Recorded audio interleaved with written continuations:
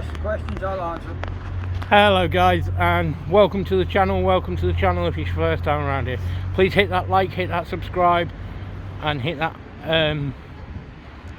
like, hit that subscribe, and hit that bell icon as well. There you go, guys. Sorry about that. Right, we're here today with Charlie, who's one of the local MPs for Kings Lynn, and he's about to tell us all about the King's coronation and what he's got planned for the future of Kings Lynn. So over to you, Charlie. Yeah, test at Wales. I haven't quite been elevated to an MP just yet, just an ordinary councillor. But the King's coronation, I'm a bit more of a Republican than I am a Royalist, but I do see the benefits of the royal family. They stopped a lot of Conservative presidents. That's their big thing.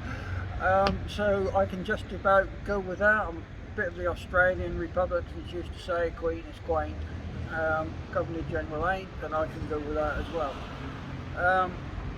What I've got planned, well, I just want to see this town fulfil its full potential. To be brutally honest about it, it's not.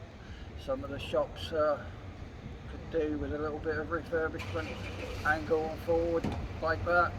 There's a lot of things that are going on the estates that shouldn't be happening.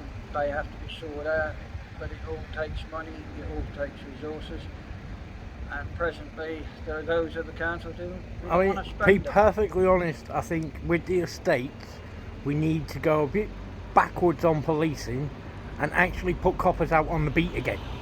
Oh, absolutely. Interacting with people, because when a copper is out on the beat walking around an estate, let's say Firsted for instance, yep. They're walking around, they're talking to the children, the adults, the people of that estate. They're probably getting more information from them little conversations than what they are from people ringing 101 or 999 or... Well, 999 is slightly different. 101, you know... We'll try and get through to 101. You're there for an hour, aren't you? Yeah, I know you had an argument with him. Andy Wise was a good beat copper, to be fair to him. He was a good one. I'm not being funny. Yes, I did have an argument which everyone can check out on the channel, obviously. But I don't have a grievance against him. No. It was just the fact that he was coming up. And he can be a bit contrary at times. It was more the way he spoke to me rather than what he said. Yeah. You know, I mean, I know probably 60-70% of the coppers in this town. Yeah. From being out on a Friday and Saturday night or just being in the town itself. They know who I am, they know what I do. I went to a car accident the other day, which I haven't put up on my channel yet, and a copper come up to me. He's like, "You're alright, we know what you're doing. Can you just go onto the other side of the road, go down the path, and just stay this side of the road, please, so you're not too close to the incident?" I was like, "Yeah, fine." I was only planning on staying on that side of the road anyway. I wasn't planning on going too close. And I went down there and I covered that for my channel, which will be getting uploaded probably after this one does, because I've got to do some editing to it and get it ready for upload. But yeah, you're definitely right about the police on the beat.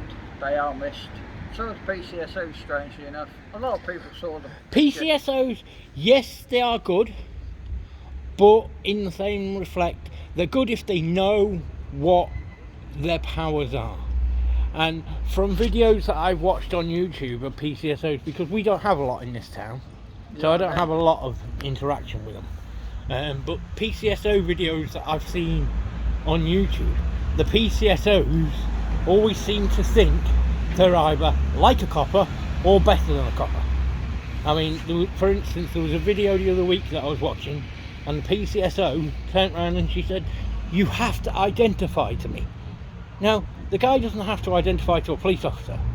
So why is it different where you have to identify to a PCSO, but you don't have to identify to a police officer unless you're committing a criminal offence? So my friend turned around and he said, "No, I'm not identifying." So they called the police officer out. The police officer turned around and said, "I can't arrest him for nothing, he hasn't done nothing wrong." So why does that PCSO think he or she is better than the PC. I do quite understand that, George, but I'll say to you about the PCSOs. They were looked upon as plastic police. They couldn't arrest anybody. Quite right, they couldn't arrest anybody. But in some areas, that was the positive aspect of them. I'll just give you a silly little instance. This was a particularly rough road. I won't say where it is, but it was a rough road. Police would turn up in numbers. I can guess it's either North Lynn. I'm not going to tell you where it is. I'll tell you off camera in a minute where I think it is. And then you tell me if it's right or not. I might tell you off camera. But anyway, it was night. The kids were just being a nuisance. You know, kids were being kids. Were being kids. 10 but and 11. The other problem that I find with kids being kids is nowadays, back in my day, I think it was probably the same in your day, there was like youth centres and things like that where people could go and play pool, table tennis. Well, that got the kids off the streets, but now I notice there's none of that. And I think that, you know, should we be able to obviously bring in a safe environment for children to be in? Well, yeah, but the problem is government has just slashed funding for anybody and everybody, obviously except themselves. Yeah, but we've got village halls, for instance. Yeah, let's just use, for instance, the one at Gaywood. Yeah, it's not used every single day of the week. No, we just take Thursday Community Centre, take South Link Community Centre. Yeah. £29 an hour. Who's going to pay that? Yeah, precisely. Who's going to pay that to run a youth Who's club? got it? Who's got it nowadays? Run? So who's got it nowadays to pay Well, it? that's the Borough Council. You know, so maybe if we put a youth club in there, say a couple of nights a week or one night a week, Oh, absolutely. have like a little tuck shop as they used to call it back in my day, Absolutely. sell a few little sweets, cans of drink, some bars of chocolate, put some pool tables in there, you know, you could even charge them to play the pool. You know, Absolutely, so we do. the money that's generated from the tuck shop, from the pool tables, you could even say, right, you want to play table tennis, we'll rent you the bats and the ball and the net for £1. I absolutely That's fine. understand You what know. you're saying, Wales. I'll just give you an instance. Back in 1998, when you were a little bit younger and so was I, Lynn had third highest recorded crime rate in the country, more than anywhere in the metropolitan London. I lived here then, so I know. Yeah, it was a wild place. And there was a youth club set up in Southland, and Southland was one of the harder hit areas. I could name you the ones who were there, who were the problems, but you know, I won't. And a youth club set up.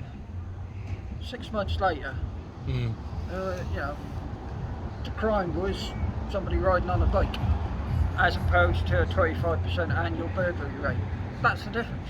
Yeah, but I mean, from what I've seen recently, especially when I'm up in the town and that, I see the police chasing kids around the town. Whereas if they had a youth centre or somewhere to go, like for instance these motorbikes that are riding.